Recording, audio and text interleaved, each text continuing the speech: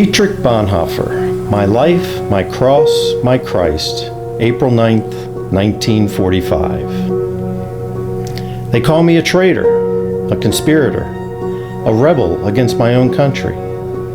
What is my duty as a Christian if not to stand for what is right, for truth, for justice?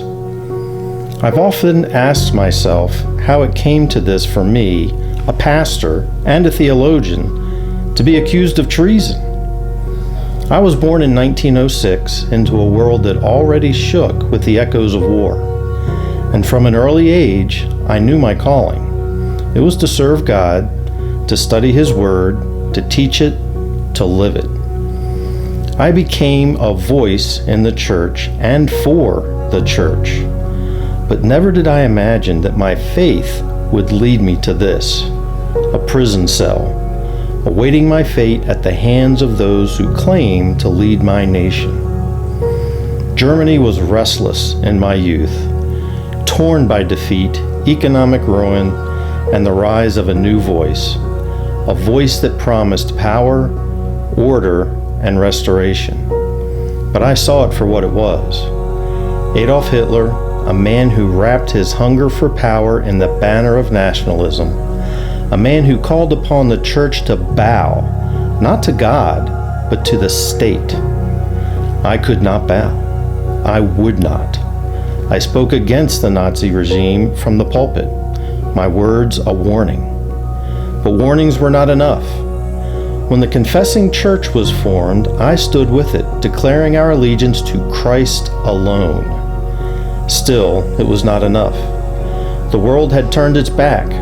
The German church had turned silent, and the innocent were suffering. The Jewish people were being stripped of their rights, their dignity, their lives. How could I call myself a Christian and do nothing? Faith without works is dead.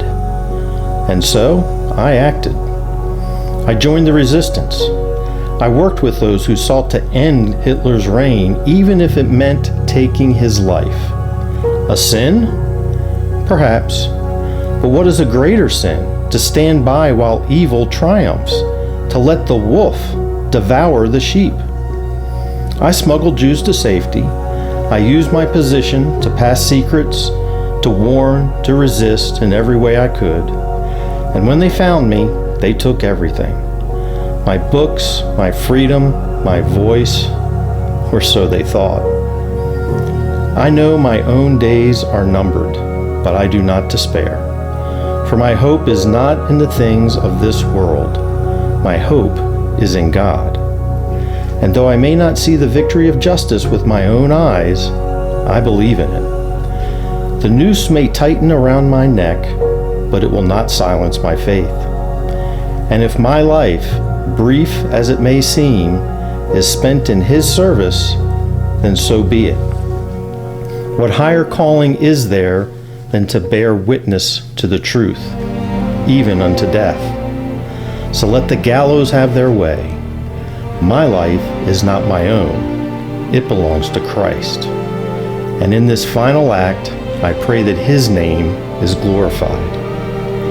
May those who remain find courage in this, that no matter how dark the night, the light of Christ cannot be extinguished. Amen.